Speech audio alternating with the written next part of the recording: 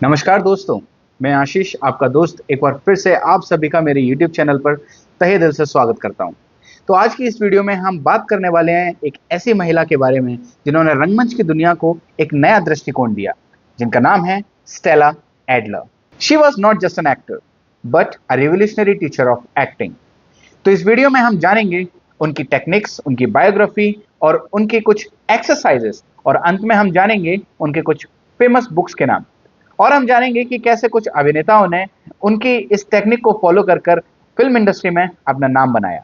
Stella Adler का जन्म 10 फरवरी 1901 New York शहर के अंदर एक जूइश परिवार में हुआ। उनके पिताजी जैकब एडलर एक जाने माने ईडिश थिएटर अभिनेता थे। रंगमंच के बीच पली बड़ी स्टेला एडलर ने अपना पहला अभिनय 4 साल की उम्र में किया। वो ग्रुप थिएटर की मेंबर थी, जहां उनकी मुलाकात ली स्ट्रासबर्ग से हुई। वहीं पर उन्होंने स्टैनिस्लाविस्की के सिस्टम पर एक गहन अध्ययन किया और वहीं से उन्हें एक्टिंग टेक्निक को लेकर एक नया पर्सपेक्टिव मिला। उनका मानना ये था कि इमेजिनेशन यूज करना इमोशंस के यूज करने से भी कहीं ज्यादा इंपॉर्टेंट होता है। सो स्टेला एडलर का नाम ली स्ट्रासबर्ग और सैनफोर्ड माइजनर के साथ अक्सर लिया जाता है, क्योंकि वो तीनों ही ग्रुप थिएटर के मेंबर थे।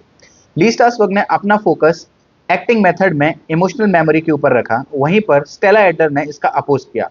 उनका मानना था that you act with your imagination not with your wounds. उनका कहना था कि एक्टिंग सिर्फ एक पर्सनल ट्रॉमा नहीं, बल्कि इमेजिनेशन और सोशल अंडरस्टैंडिंग का कॉम्बिनेशन होना चाहिए। स्टेला ने अपना एक एक्टिंग स्टूडियो भी शुरू किया, जिसका नाम था स्टेला एडलर एक्टिंग स्टूडियो। वहां पर उन्होंने रियलिज्म, इमेजिनेशन और आर्टिस्टिक रिस्पॉन्सिबिलिटीज पर बहुत ज्यादा जोर दिया। तो अब हम बात करने वाले हैं स्टेला एडलर की कुछ टेक्निक्स के बारे में। उनका सबसे ज्यादा फोकस इमेजिनेशन और गिवन सर्कमस्टेंसेस के ऊपर था। उन्होंने कुछ प्रिंसिपल्स दिए, वो इस प्रकार हैं। गिवन सर्कमस्टेंसेस, इसका मतलब यह है कि अभिनेता को हर एक सीन के पीछे का फिजिकल, सोशल और हिस्टोरिकल बैकग्राउंड को समझना जरूरी है। इमेजिनेशन, एक्टर अपनी इमेजिनेशन से दुनिया बनाता है, ना कि सिर्फ अपने इमोशन से। जस्टिफिकेशन, हर एक्शन का लॉजिकल रीजन होना चाहिए। अवेयरनेस ऑफ वर्ल्ड, एक्टर को दुनिया के सोशियो पॉलिटिकल इश्यूज की अंडरस्टैंडिंग होनी चाहिए। सो ये थे कुछ प्रिंसिपल्स स्टेला एडलर के एक्टिंग टेक्निक को लेकर। अब हम बात करेंगे उनके कुछ एक्सरसाइजेस के बारे में। तो पहली एक्सरसाइज है ऑब्जेक्ट एक्सरसाइज। ये इंडिविजुअल और ग्रुप दोनों के साथ ही परफॉर्म किया जा सकता है। तो इस एक्सरसाइज में होता क्या है कि आप अपने आसपास से ही कोई भी एक ऑब्जेक्ट चूज कीजिए। वो कुछ भी हो सकता है, चाहे वो कोई पेन हो, बुक हो, या कोई भी ऑब्जेक्ट जो आप अपने आसपास ढूंढ सकते हैं। उसके साथ ही आपने क्या करना है कि उस ऑब्जेक्ट को लेकर आपको उसके आसपास की एक इमेजिनेटिव स्टोरी क्रिएट करनी है, जो आपकी इमेजिनेशन को हेल्प करेगी डेवलप होने के लिए।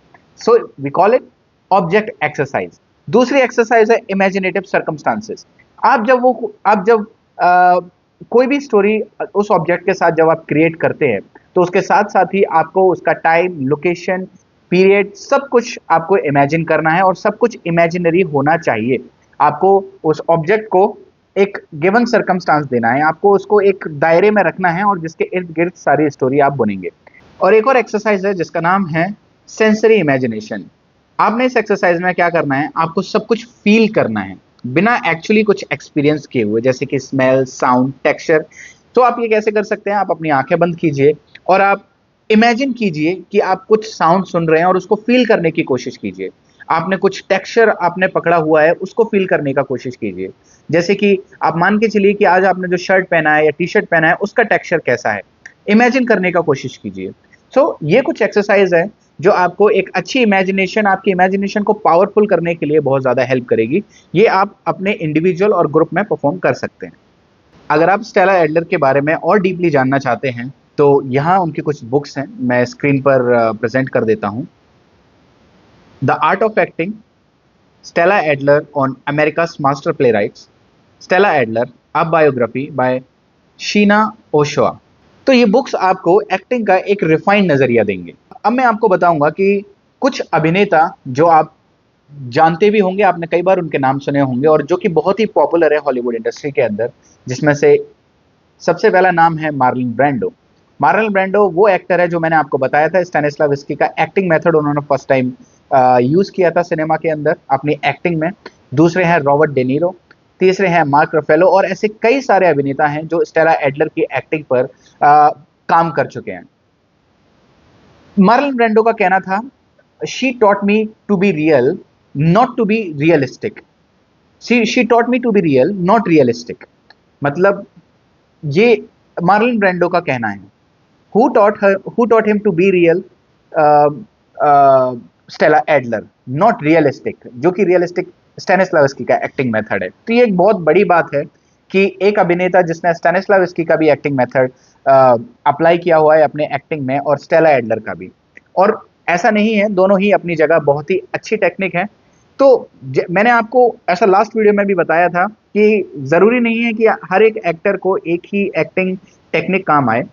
एक एक्टर जब अपना प्रोसेस में होता है एक्टिंग परफॉर्म करने के, तो वो उस दौरान कई सारे एक्टिंग प्रोसेस के थ्रू, एक्टिंग टेक्निक्स के थ्रू होकर जाता है। जो एक्टिंग टेक्निक उसको ज़्यादा सुटेबल और हिट करती है, वो उसी का यूज़ करता है। कोई एक्टिंग टेक्निक खराब नहीं है, कोई एक्टिंग टेक्निक बेकार नहीं है, सब अच्छी है। मैंने आपको लास्ट टाइम भी बोला था, इट्स अप टू यू कि आप अपना कैरेक्टर कैसे पकड़ते हो, किस एक्टिंग के थ्रू, एक्टिंग टेक्निक के थ्रू पकड़ते हो, बस आपके लिए वही एक्टिंग टेक्निक बेस्ट है। आई स्टिल से कि आप कभी भी किसी एक एक्टिंग टेक्निक पर स्टिक मत रहिए। सो आज के लिए बस इतना ही। जैसा कि मैंने आपको कहा था, मेरा नेक्स्ट वीडियो स्टेला एडलर के ऊपर होगा, and here it is. I hope ये बहुत ज़्यादा हेल्पफुल हो आपके लिए। और आगे का वीडियो मैं आपको बता दूंगा किस बारे में होने वाला है, क्योंकि मैंने अभी सोचा नहीं। Most probably something related to voice. Okay, so hit the like button, subscribe button, and share it with your friends and all the theater practitioners. Thank you so much. Have a nice day, everyone.